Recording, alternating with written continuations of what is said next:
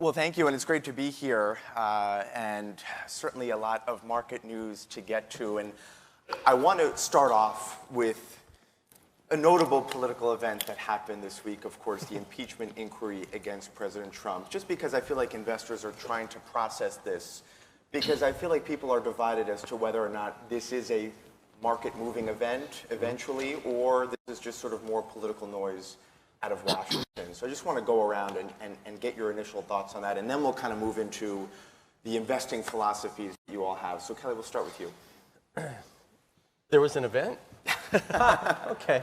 I think it's primarily theater because it's politics. Politics is mostly theater. I think we're going to have some brief flashes, smoke, fire, whatever. People are going to get bored with it, and we'll move along. Mark? Why would you have an impeachment going on? You're almost a year away from the election. I mean, really, this is silly. It's really damaging to the Democrats. I don't think they look good at all on this. I mean, if you wanted to impeach somebody, you should have impeached George W. Bush for the Iraqi war. I mean, that was talk about deception and so forth. I mean, come on. This is just, a president of the United States calls someone to do a favor for you. That happens every time any president picks up the phone. This is just crazy. They're just shooting themselves in the foot by engaging in this kind of nonsense. I've got troubles with Trump like everybody, but my goodness, this is nothing, like you say. The stock market went up on the day this was announced. What does that tell you? Mike Larson? I'm not a political guy. I'm more of an economics. I'm more focused on the cycles and credit markets and the economy and so on. And I think, like the other guy said, it really is more of a theater type situation. What's more concerning to me is the threat of recession, the split in offensive versus defensive sectors in the stock market, and all these other things that suggest the market's changing. Exactly. That's what I'm focused on. And I think as an investor, that's what you need to be paying attention to. So no changes to your portfolio. People shouldn't be switching stuff around because of this? No, I don't think not because of the election. There's plenty of other reasons to make changes. Sure. That's now the Republican House impeached Bill Clinton. Stock market was booming. So the Senate wisely said, forget this. This is not a major issue. It's the same story all over again, except it's in reverse. Nobody's learned anything.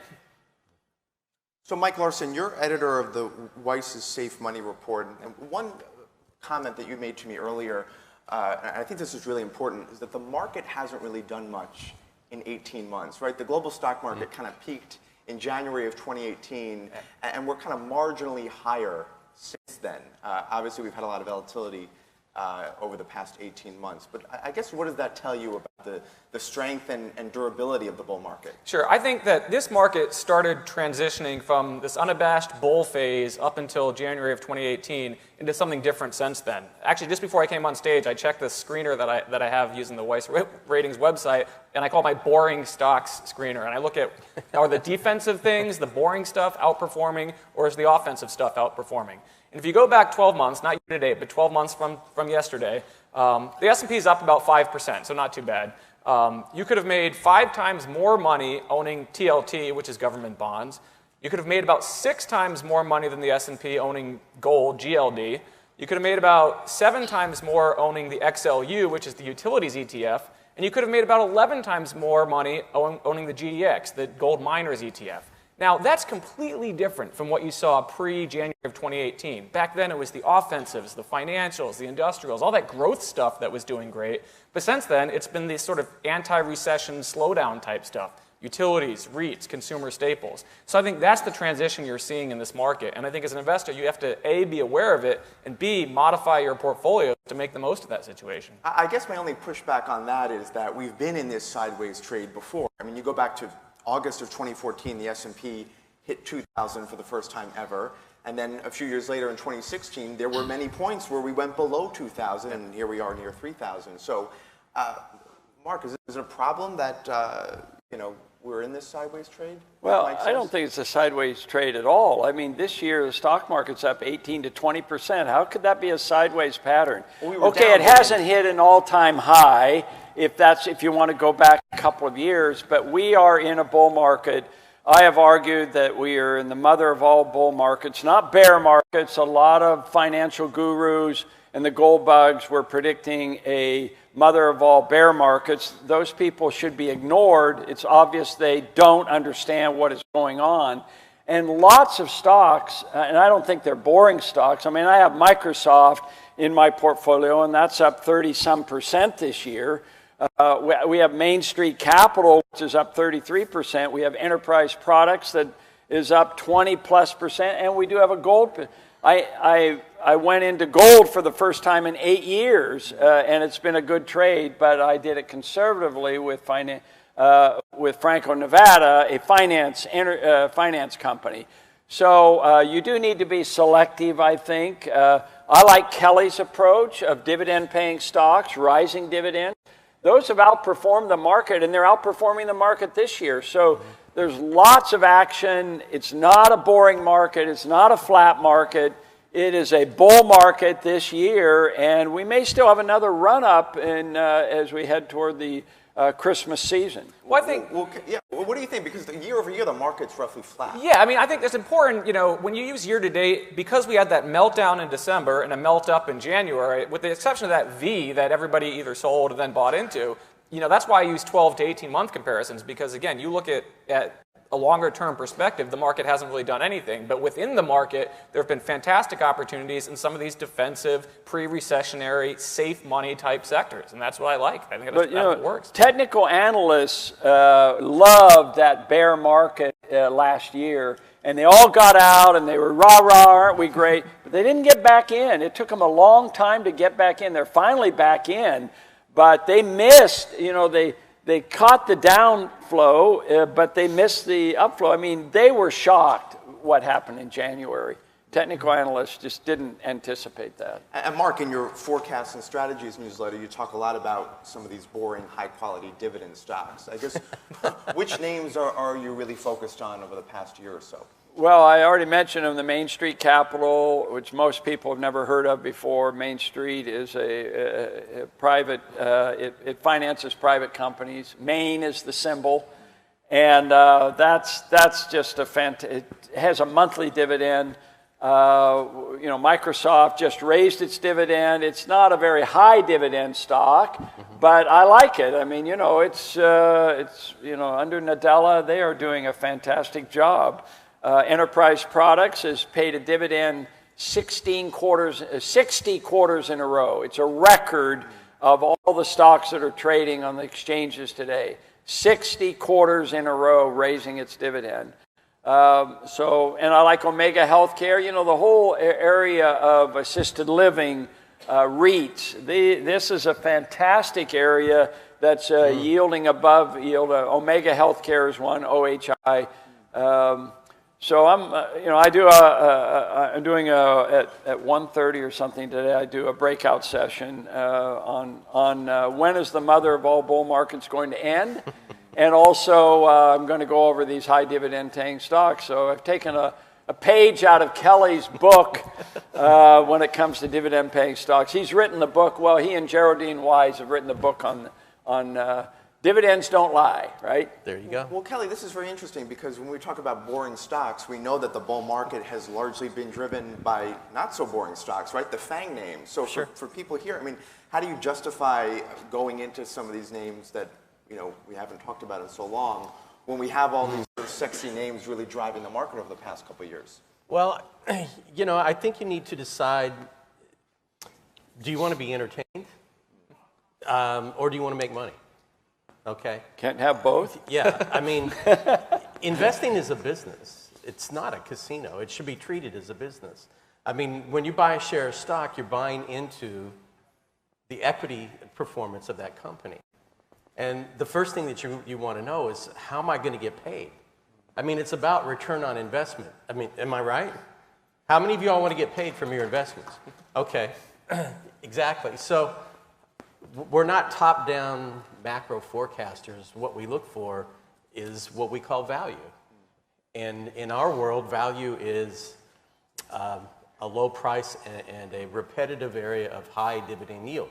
And you know, you can take a quality stock, and quality stocks tend to trade between two dividend yield areas. So what we look for is the ones that are trading at their high yield area. And you know, I don't care what they do. They could be in the bottle cap business, the hubcap business. I don't care what a company does. It makes no difference to me as long as they're high quality and they offer great value. Well, I think I would disagree with you on that one point, though, because I do think it's important to be in a growth industry because a lot of these oil stocks, for example, we have to be really careful there because of the hysteria, and I think it's hysteria over the global warming issues, but it is causing a secular decline in investor interest in oil companies and drilling and that sort of thing. So you got to be careful that could be a danger sign that they will cut their dividend at some point. And when I say I don't care what a company does, it doesn't mean that I just throw darts at a board. Every January, I put out something called the Lucky 13. It's something we've done since year 2000. We pick 13 stocks sometime in December that we think are going to outperform the market. It's up 30% this year. Wow. Okay. Fantastic. Lockheed Martin was in there. It's up 52%. But defense stocks never go down. Defense stocks never go down. Yeah, Not in public this service. administration. War is the health of Wall Street. Well, and I want to bring Mike in here because also, I mean, you have most stocks in the Dow yielding more than the 10-year Treasury yield. So in this era of low and negative interest rates, perhaps dividend stocks are taking on extra importance. Yeah, I mean, it's no coincidence. It's no coincidence that, you know, as the value of negative yielding bonds globally has soared, it's no coincidence that things like gold, which is becoming almost by default a high yield investment at zero versus, you know, negative 80 or negative whatever basis points in European bonds. It's no coincidence that gold's been going up. It's no coincidence that utilities, REITs, staples have all been outperforming. I mean, that's where you are in the economic cycle, number one, and it's where you are in the search for safer yield. And so, yeah, I mean, I think that it goes hand in hand with this ZERP-NERP nonsense that's going on. I disagree with you on one point, though, on gold. Gold went through an 8-year bear market when interest rates were continuing to decline. So it's finally, I think it's just a bargain at this point, a super bargain. So it's not too late to get in. Well, I think you're going to be able to get it cheaper here. It seems like it's had a big run up, and I think it's correcting right now. Gold is so there's an opportunity here, but gold is very unpredictable. I mean, it could hit a bear market next year. I mean, who knows? A lot of it is based on this trade war, for example. When good news comes out, stocks rise, but gold goes down. So it's really hard to predict at this point. I mean, I've got a presentation later today, 4:30, I think, in the bullpen, and it's going to be focused on gold because I'm not a gold bug. You know, I always say there's times I love it, times I hate it, and times when I don't care what it's doing. And for the last 6 years, you really haven't had a reason to care about gold. Right. But gold is sort of this undervalued asset in an ocean of overvalued ones, and it's finally breaking out of that do-nothing trend. So I think you probably have a couple years of bull market here ahead for gold, even if it pulls back in the short term. What percentage of gold should be in your portfolio? Well, did you have any of your gold in any of your 13 lucky? It's because it doesn't pay hardly any dividends. That's one of the problems. Franklin, Nevada, by the way, is one of the few that has a rising dividend policy, but it's only 1.1% of its current price. So it's not like you're going to buy it for the dividend. I mean, I have Wheaton Precious Minerals, WPM, in there. There you go. Same thing. Same thing. Streaming royalty company. So I kind of brought this up earlier, but if you guys are so focused on dividend stocks, does that mean that the beloved FANG names are going to fall out of favor? And when you have these FANG names worth $1 trillion each in many respects, I mean, what does that mean for the broader market? You say, are they going to fall out of favor? What has Facebook, Google, Amazon, whatever, done basically for more than a year now? I mean, they've been sort of Flat. not doing anything. Well, Apple's done pretty well. Yeah, Apple's probably the best of the bunch. Apple's up 40%. But NextEra Energy, Apple's a done utility that I have in the Safe Money portfolio, is up 21% in 5-6 months. I mean, whereas you're making nothing on all these, exciting quote-unquote names that aren't doing anything for you, while the boring ones are doing Did you have FANG stocks at all in your 13? Please. Why do you Apple pays a dividend. Come on. But they haven't paid it for 25 years uninterrupted, which is one of my criteria. I've got 6 criteria, that defines a quality stock for me. One of them is 25 years of uninterrupted. When Apple grows up, then maybe we'll follow it. But No, Apple's paying a consistent dividend, and they're increasing the true, dividend. but you need. The reason why we ask for 25 years of uninterrupted dividends is because you're going to go through several cycles. You're going to have bull markets, bear markets, expansion, contraction. And so what we need to see is a long enough period of time for a company to fulfill a pattern. Because basically all I do is observe what you guys do. Okay? So when millions of investors all decide that XYZ stock is a great buy when it reaches 4% yield, that's all I do is I make the note. It stopped dropping at a 4% yield here, and here, and here. And 4% must be a great value for that stock, okay? That's what I do. So that's why I say I don't really Gold care. stocks didn't do that until where they did it in the 70s, but not lately. I used to follow Barrick, but they did some things which dropped them out of our universe. So I can't talk to you about gold. And one final point I want to make on dividend stocks. I mean, you look at a name like Procter & Gamble, right? I mean, it's had an incredible surge. A year ago, it was at about $85 a share. Keeps heading record highs this week. It's now at about $125. And yet, Procter & Gamble shares rose in August, of course, during the market sell-off, and that made sense. But what I guess may not make sense is that even as the broader market rebounded in September, P&G still rose. So are you worried that maybe some of these dividend stocks are getting a little bit too overvalued? Some of them are. I mean, you can look at a high-quality dividend stock, and you can see where it tops out on a yield basis, because they all go through cycles. All right, this is me when my hands are talking. I can see a chart in my head, okay? So this is a low price, this is a high price, all right? Even dividend-paying stocks, do that. They go through cycles. And Procter & Gamble actually is one. I followed them. I've followed them for years. We just sold it because it reached its low yield. Okay? But you must like Pfizer now, because, man, that stock has dropped so much that it's down 13% this year. It's in my portfolio because it has such a rising dividend and a cheap price. It's part of my follow it, five. but I'm not crazy about it. Well, yeah, I mean, they've lost a lot of their drugs to generic use now. I think AbbVie is the most interesting in that space. ABBV. Yeah, a lot of people like that. Yeah. I think that's the most interesting. Anyway. I want to shift from high-quality stocks that we just talked about to the, I guess, opposite end of the spectrum, which is, of course, all of these lackluster IPOs we've seen so far this year. But well-known companies, I mean, just yesterday, Peloton down 12%. We know Uber and Lyft have had struggles. Smile Direct Club, I think, was one of the worst ones. You've had some good ones, obviously, Beyond Meat. But for people... Have you tried that? I have, actually. And good? Like It's pretty good. Really? I mean, I don't think I would stick it out. Yeah, okay. But if it's in front of me, I'll have a bite. But weigh in on these IPOs and your advice for people watching these, because I feel like there is an urge to get in on the ground floor, but maybe it's not really a ground floor. I had to have a sip of water before I go on a little bit of a rant here. I'll try and keep it tame as possible. I think, and I've been arguing since last summer, that the IPO mania, when I think that's a fair term, is every bit as dangerous as what we saw in the dot-com bubble. We had 85% of the companies that came public in 2018 losing money in the 12 months prior to their IPO. That even eclipsed the maximum we saw in 2000 at the peak of the dot-com bubble. These companies have been losing money in many cases for more than a decade during the greatest U.S. economic expansion in history. They've never proven they have a real business during, again, the greatest expansion ever. And now they're coming to the public markets at valuations of $10, $20, $30 billion or whatever, and coming for your money as an investor because these VCs and so on want to cash out.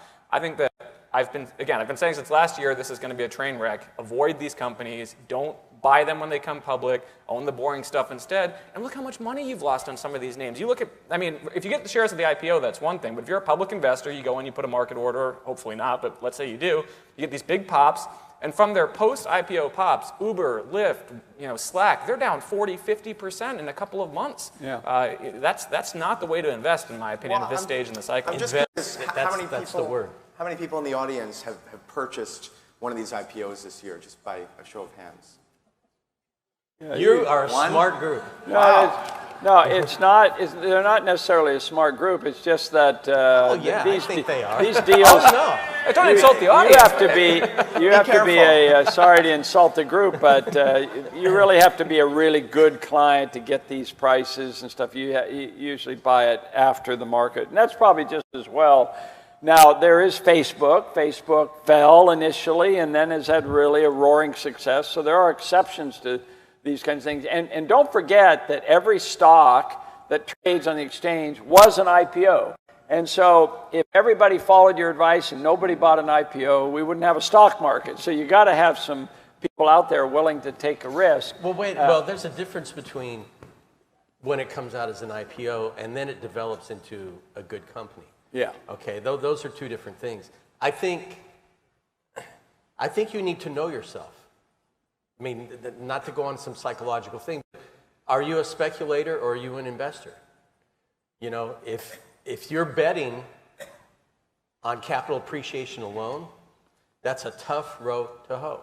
And I can't value a company unless it's been around a while and it's got some, like return on invested capital, what's the free cash flow yield, does it have a dividend yield pattern?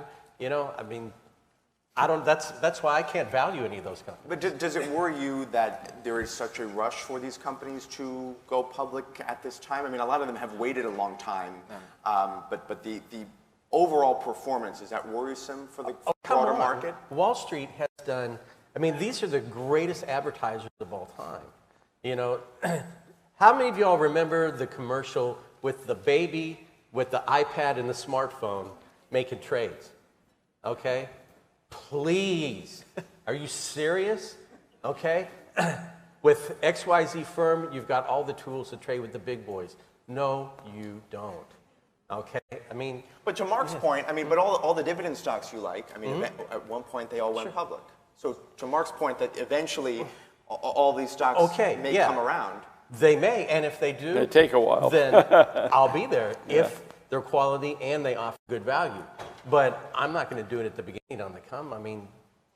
That's speculation. And you look historically, the 30 Dow stocks of 1928 no longer exist today on the Dow. Even GE finally dropped out.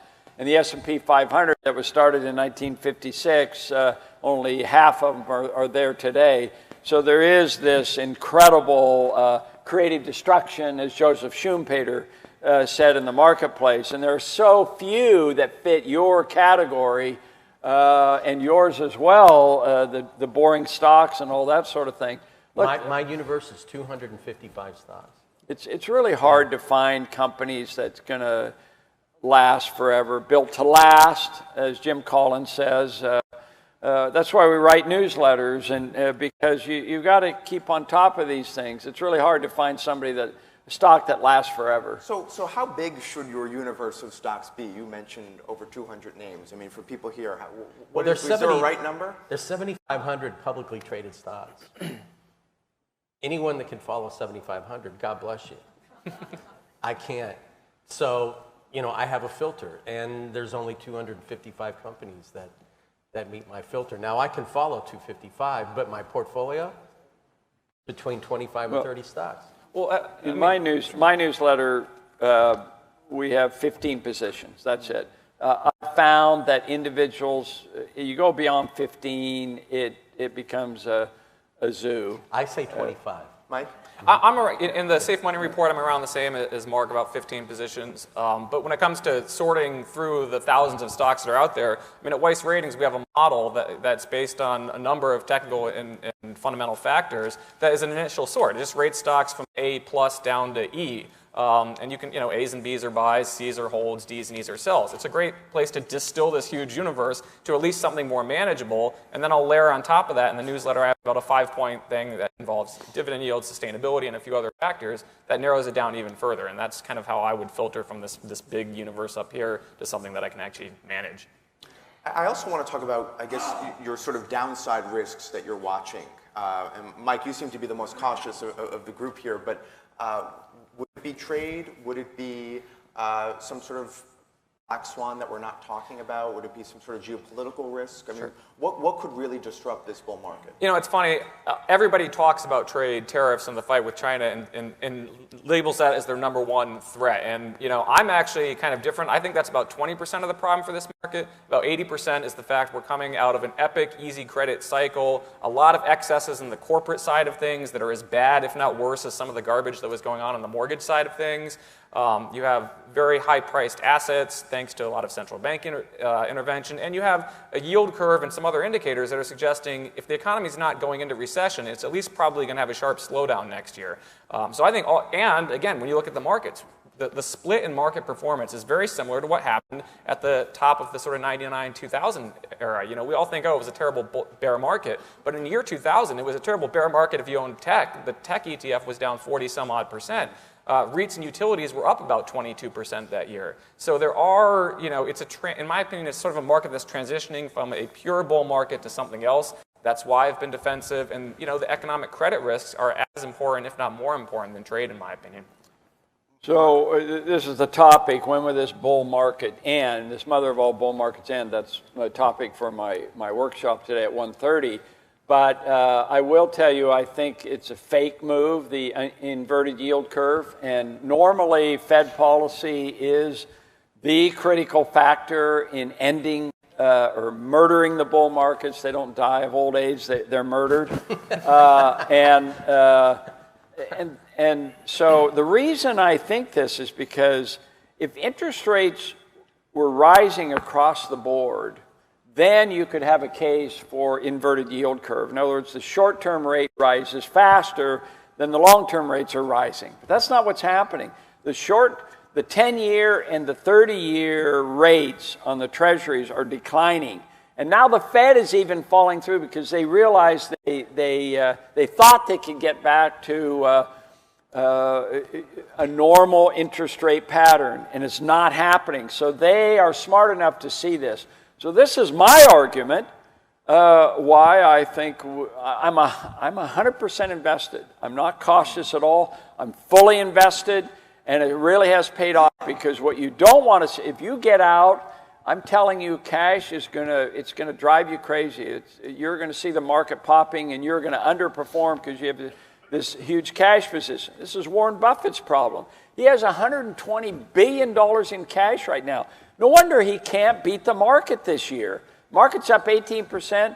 Berkshire Hathaway is up 2%. Well, and when you say fake in the inverted yield curve, you're essentially saying this time is different, right? No, I'm saying it's not sufficient but there's an to explanation. cause the real, it's not a serious problem right now. There's an explanation for it. You've got negative rates around the world, except here. So if you're an institution in Japan or Europe, why not go to the U.S. and buy U.S. Treasuries where you have a positive? Well, that's the point. Yeah. So it's bringing the whole floor down. Well, yeah, price goes up, yield goes down, and they're buying the hell out of it, and why wouldn't you? So it's not a structural inverted yield curve. It's because the market is working. But Mike? My only concern the only concern I ever have is the government. That's the worst thing in the world for the market, always. Yeah. In fact, so is that trade? Is that something else? No, it's usually Congress. It's 535 of the biggest boneheads on the planet. Okay. well, and some are more bonehead than others. And in fact, Leon Cooperman, the hedge fund guy, he said, if Elizabeth Warren wins, the market may not even open. And what he was saying there was, listen, this senator has offered so much freebies that are going to cost you and me an arm and a leg so much that if she got elected, and of course she's not going to be able to get all this stuff through, but still it suggests that it does make a difference who the President of the United States is, and it does make a difference who's running the country or ruining the country. And so you need someone who is pro-business and pro-market, and that's what makes American exceptionalism. America has been exceptional for hundreds of years, and that trend has not changed in terms of stock market performance. Everybody talks about it. We haven't talked about emerging markets. People have been recommending this for a long time. If you look at my newsletter, I don't have a single foreign investment in this newsletter because it's all happening in the United States right now. Mike? You know, just to comment briefly on the yield curve, I mean, I'm sure maybe you remember from the last cycle, it was, the global savings glut, you know, and even as far back as Alan Greenspan raising interest rates, it was like, why aren't the long-term rates following the, short-term rates? We're hiking and, the market's fighting us and so on. And it was the idea that there was so much money overseas was pouring into U.S. Treasuries, but actually, no, the bond market was telling you a recession was around the horizon. I hear a lot of the same arguments today, and I'm skeptical. I mean, of course, that influences things, the negative yield situation, but, we've had negative yields in Japan or in negative rate policy in Europe for a number of years, but the U.S. curve didn't invert, permanently or whatever long term until March of this year. What's different? The economic forward outlook, in my opinion. And stocks can actually still do well with an inverted yield curve. I mean, the last time the curve inverted was December '05. Right, the recession didn't start for 2 more years, and yet in that time, the market rallied. The stock market peaked in October '07. If you owned the stocks that were sensitive to that cycle's excesses, mortgage stocks, housing stocks, those started falling apart before the market. But you're right, the overall market continued higher. So there's to me, it's sort of like you're turning the timer on. You don't know how much time there is. There's numbers on the side of the timer, but it's ticking, right? So that's why you should start adjusting your portfolio, in my opinion. The inverted yield curve did start in 2005, but notice what the Fed did. Boom, boom, boom. They kept raising it 6 times. And in the year 2000, it started in 1999, raising the interest rates. And then boom, boom, boom, they kept raising it 6 times. They're not doing that this time. In fact, they're bringing it back down. Well, that was Bernanke's big difference. Big difference. That was Bernanke's whole thesis. You can drown any of this stuff with low enough rates and enough liquidity. Yeah, but he takes no responsibility for the recession. I mean, it's just unbelievably So we got a couple minutes left. I just want to go around one more time and just give us kind of a final point on your market outlook, what you're doing, and what you want people to know for the next year or so. Sure. We've transitioned, in my opinion, from that sort of unabashed bull market to a more transitional phase of it. It's not an outright bear, but it's one where defensives are outperforming offensives. Other assets like treasuries and gold are outperforming stocks. You need to notice that, understand why it's happening, and adjust to it. So that's A, get more defensive. B, again, what's one of the most undervalued assets after a period of doing nothing for years? To me, it's gold, and I think you're at a bull market there. And then the yield. I mean, yield is so important, but safe yield that is actually sustainable, not these 8, 9, 10% payers that aren't going to be able to continue to pay. You want to sort of have that sweet spot of companies that have better yields but are still able to pay them and will do okay if there is a downturn or even a recession. Mark, your final quick thought? Just, it's a slowdown, not a recession, so we're still in the sweet spot of investing, 100% invested, and I'll go through the specifics. Kelley? I can't time. I don't know how to do that.